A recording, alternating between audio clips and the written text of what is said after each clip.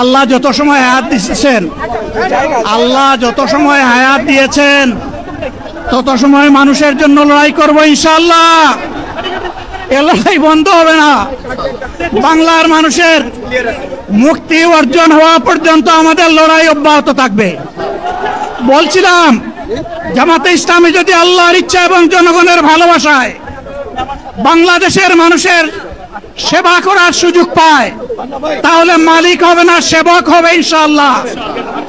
আজ আমি ঘোষণা দিচ্ছি, লক্ষ জনতাকে সাথে নিয়ে বাংলাদেশ জামাতে ইসলামী থেকে যারা আগামীতে সংসদ সদস্য হিসাবে নির্বাচিত হবেন, বসেন, কেউ দাঁড়াবেন না, সবাই বসেন।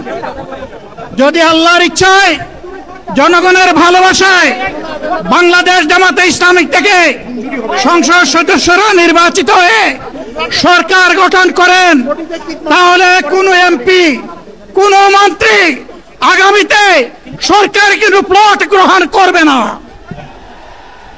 কোন এমপি এবং কোন মন্ত্রী ট্যাক্সবিহীন কোন গাড়ি চড়বে না।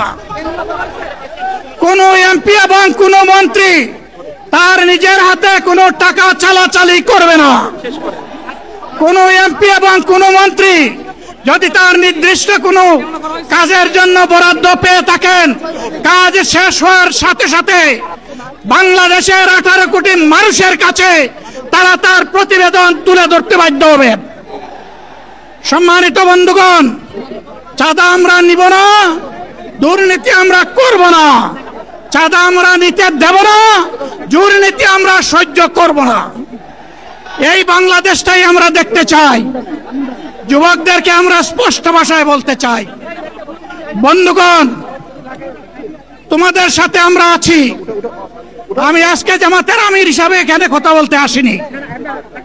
আমি এসেছি বাংলাদেশের 18 কোটি মানুষের একজন হয়ে কথা বলতে।